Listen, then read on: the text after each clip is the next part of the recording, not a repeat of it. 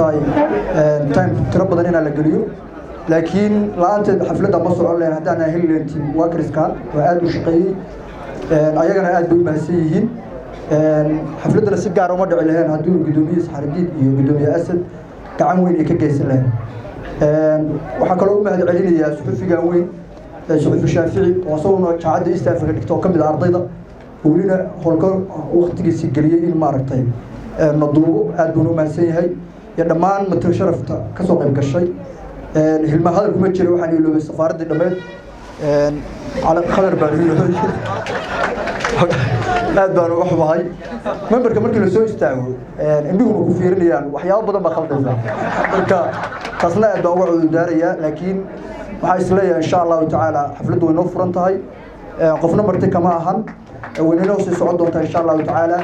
hadal badanna meesha looma baahno waxaa loo baahanyaa hadal la kooban insha allah aad baan u mahadsantihiin cusub aan caawa u maanay inaan farxadda xalfadda la qaybsano waxaan leeyahay gudoomiye hambalyo gudoomiye asad sidoo kale gudoomiyihii hore ee madane diinaari oo meeshaan quruxda badan caawa keenay madashaan isugu keenay inuu ku wareejiyo xil qurux badan sidoo kale waxaan rajaynaynaa gudoomiyihii cusub ee hadda imaanayo mudane asad inuu meeshaas ka sii wadi doono shaqadaas oo ka sii libajabaari doono waxaan ka rajaynaynaa guul caawa hadal badan inooma furno haddii aan hadallo yar ka dhaho gudoomiyihii hore xilkaan wareejiyey Mr. Saxadiid waa nin aan muddo badan isla soo shaqeynay waa nin aan dadka kala soocin ahna nin mataqaanaa yani daacad u ahaa bulshadiisa marka waxaan leeyahay gudoomiye aad iyo aad baa mahadsan tahay gudoomiyaasha kala duwan marka saddexaad oo celinayaa safaaraddeena sharafta leh uu ugu horeeyo mudane cali khadar horta aniga ku dheeraa waxaa leeyahay hambalyo xilka ah u guulaystay waa xil aad u weyn oo qurux badan sidoo kale waxaan leeyahay gudoomiyihii horena dee meel qurux badan baa ka tagtay oo maxaa calaamad ka ah quruxda caawa xalfadda loo imaaday salaan kadib alxamdulilah waxaan halkan maantay calaamasaarkeeda u joognaa gudoomiyaha cusub ee 2019-2020 asad taasoo ahayd doorashadeedu mid waxa waaye fire and free ah oo si qurux badan ku dhacday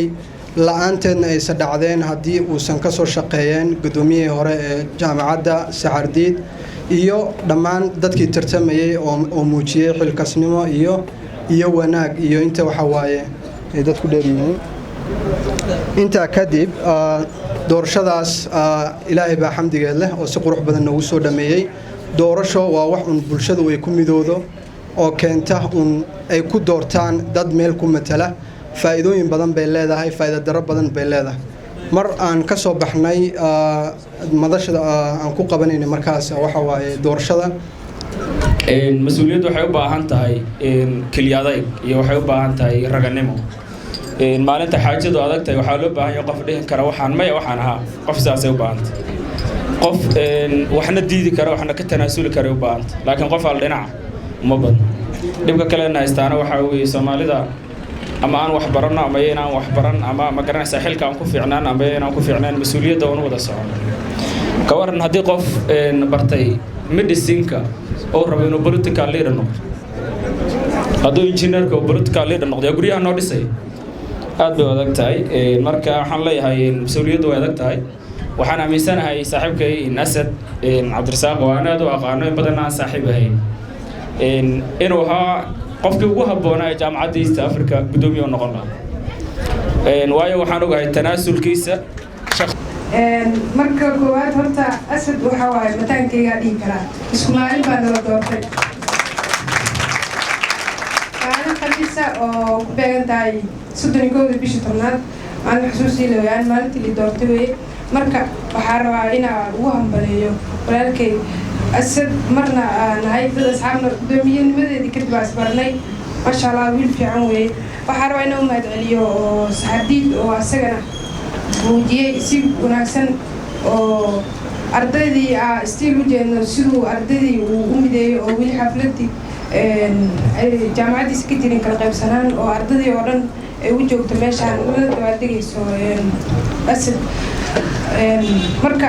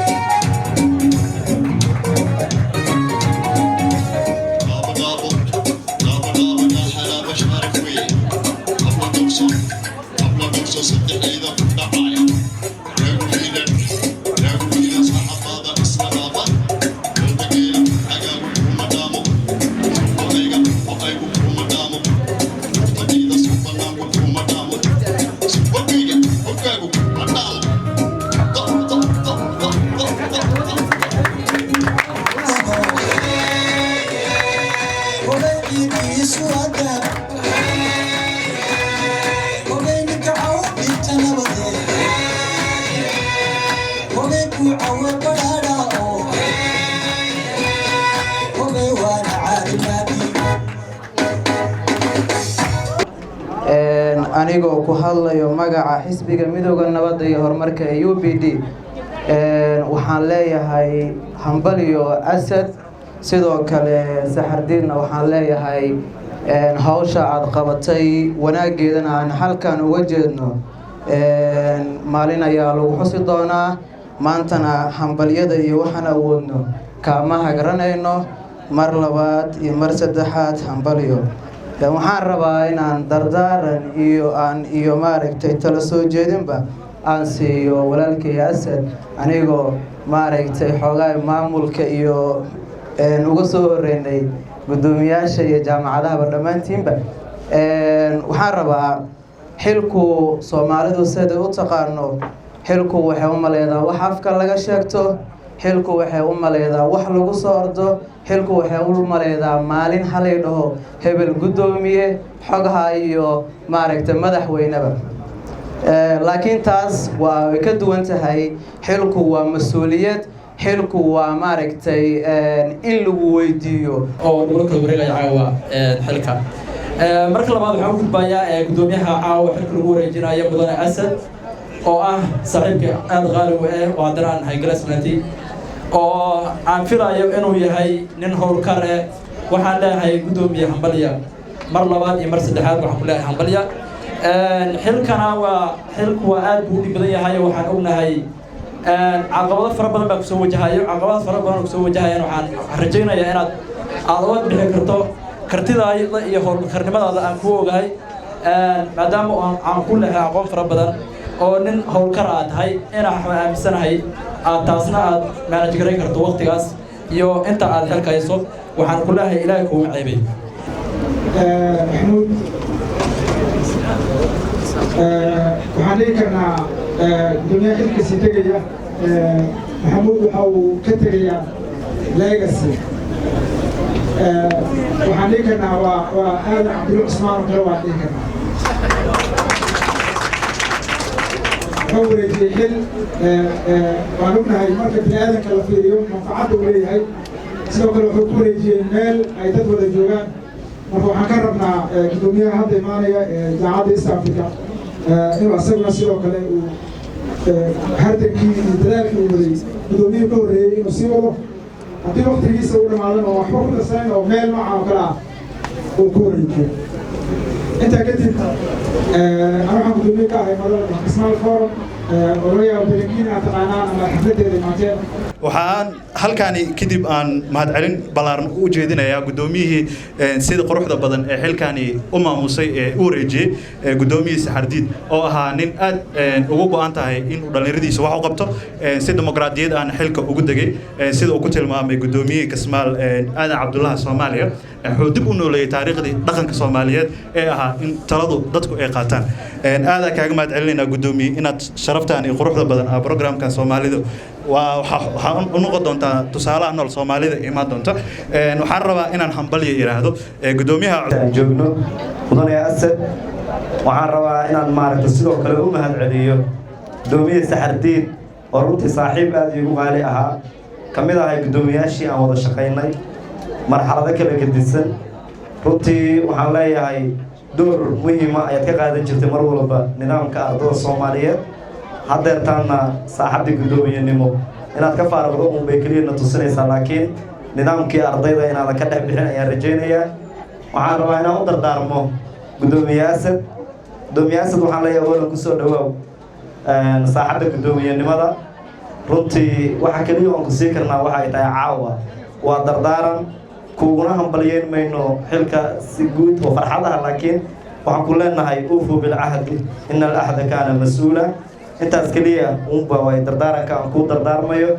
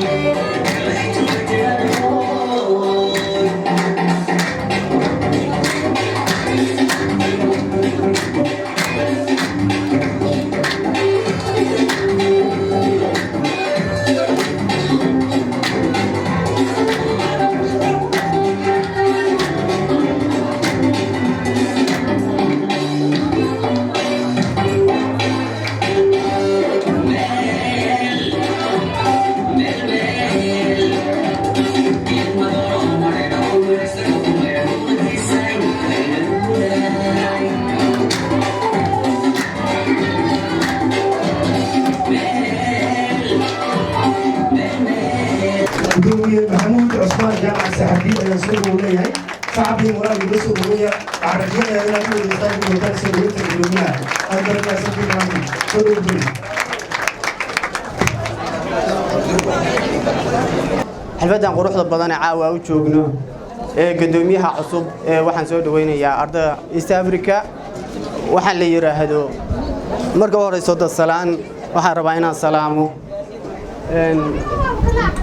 delegateska ka socda safaaradda uu hogaaminaya cali khadar mas-uulka safaaradda soomaaliya oo aan ognahay xilligan dambe inuu intaa noo dulqaatay oo weliba noo muujiyey waxaa weeye dulqaad mas-uul aad baa u mahadsan tahay waan ku xusi doonaa in badan waxaa kaloo u mahad celinayaa dhammaan gudoomiyaasha jaamacadaha gudoomiyaasha foorumada iyo gudoomiyaha xisbiga UPD Master Cabdirashiid waxaan leeyahay aad baa u mahadsantihiin waxaan rabaa kaloo inaan u mahad celiyo kasoo qaybgalayaasha xalfadda gabdhahan wajiyada quruxda badan wiilashan dhammaan waxaan leeyahay waa mahadsantihiin sida wanaagsan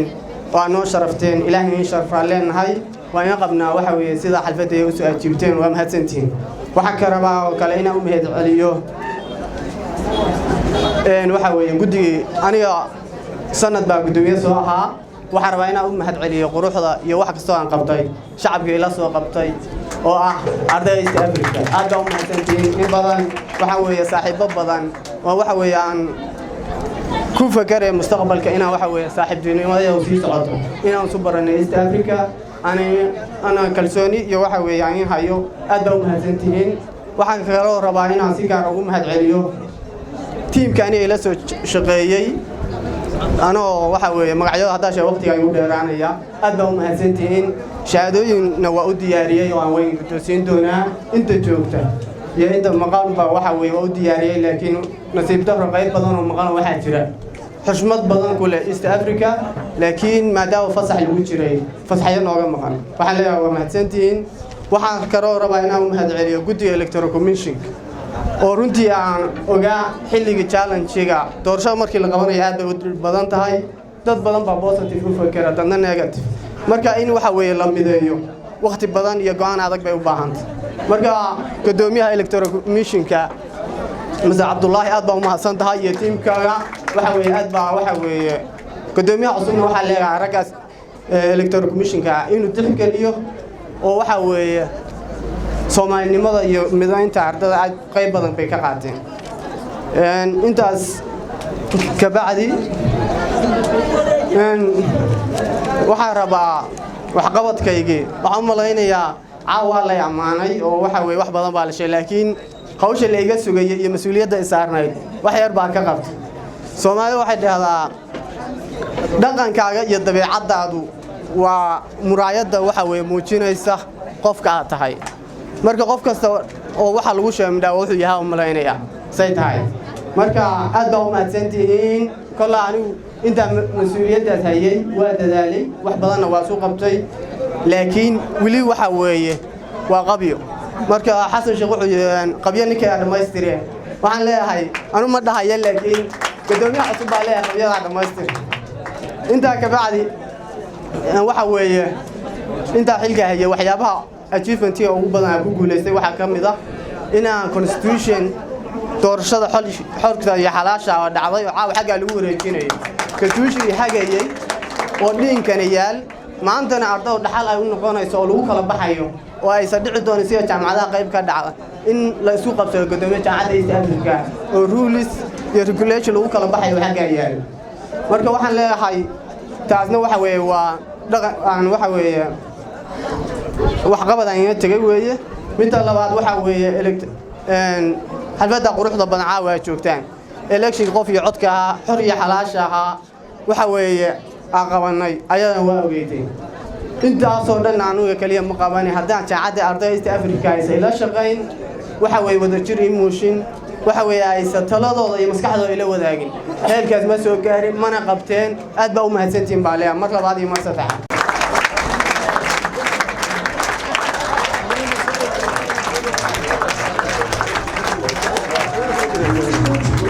عليه sidoo kale dhamaantiin waan salaamaya aad u mahadsantiin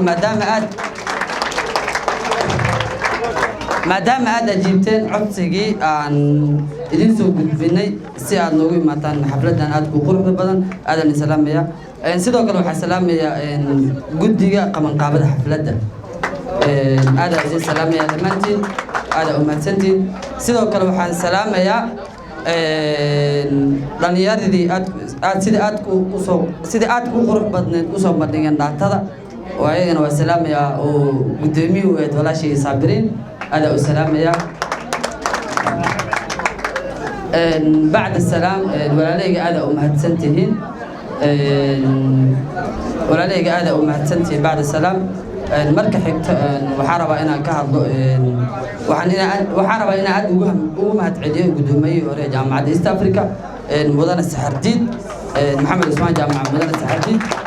oo maanta association soo gaarsiiyay ilaa halkan oo u soo dhabar adeegay aan ogahay challenge badan oo aan marqaati ka ahay aan joogay oo u soo adkaystay aad ugu mahadcelinaa lastly waxaan aad idinka mahadcelinaa sida quruxda badan aad u ajiibteen insha Allah anigana ka asad ahaan waxa u dhabar adeegi doonaa sidoo Saxardiid u dhabar adeegay sidoo walaalkay Suldaan uu sheegay waa marka hogaamiyadooda waa ina sida doofaarka aw adkaysata macnaha insha Allah anigana waa adkaysan doonaa insha Allah marka aad u mahadsantihiin marka waxaan rabaa mudane Saxardiid inuu maaragtay bilaabo inuu guddoonsiyo dukumeentiyada usulkuna uu gacanta kula hayo markaati ahaan diiraayo aduguna sacabka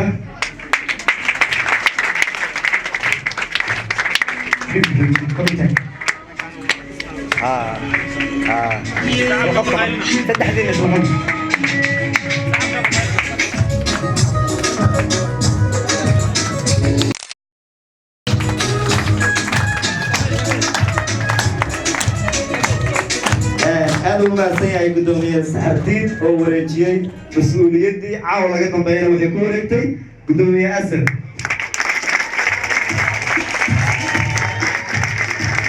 aad iyo aad mahadsantiin waxaan mahadcelinayaa gudoomiyaha sida sharafta leh oo xilka ugu wareejiyay dimuqraadiyadda waxaan rabnaa insha Allah tacaala inaan khudbada siino waxa dambeyn doona hadiyooyin lagu guddoonsiin doono madaxda gudoomiyaha lagu soo wareejin doono certificate ayaa la bixin doona intaasoo dhan madaxda ay guddoonsiin doonta laakiin waxaan rabnaa khudbadiisa inaan siino insha Allah qonsulka kadib ayaan geli doonaa fadhida waxaan rabaa inaan u mahadceliyo dhammaan intii ka soo qayb gashay DJ-ga kaamiramanka waxaan rabaa si khaas inaan u mahadceliyo guddiga qabanqaabada ee dul qaatay ayagoo dadkii casuumay 1 saac loo yimid 4 saac aad u mahadsantiin dulqaadka muujiseen dardaaran ayaa jiro dalkan aad joogtiin waxaan u maleynayaa sanadkan waxaa ka bilaaban doono olole siyaasadeed arday walbo meeshaan fadhiya iyo mid ka maqan hooyadiis iyo aabihiis ama eheladiis waxay u soo direen inuu wax barto ha ku kadsoomina sharci aadan shaqo ku lahaynina hana isku dayinina inaad faragelisaan ama aad ka mid noqotaan haddaadan ahayn qof u dhashay dalka Uganda ilaashada sharaftiina waxaa dhici karo inaad ku dhacdaan meelo ay ka socdaan carqalado iska warhaaya gudoomiyayaasha dadkiina idin tira koobnaadaan oo taleefanada qorta taas la sameeyo tan kale gudoomiyayaasha waxaan maqlayaa guddiyo jaamacad walba gudoomiyada waxaan ka codsanayaa guddigiisa oo qoraal inuu ii keeno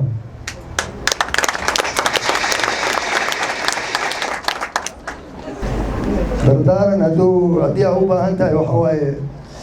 ogow waxaa soo doonata caliyo iyo caay caliyo iyo caay waa ogtahay annaga gabdhaheenna markay xanaaqaan waa caliyoodaan gabar inta kugu caliyooto ha dhirfin oo ha aarsanin ragguna waa caay tamaan sida daal la sheegay aad u mahadsantiin habeen wanaagsan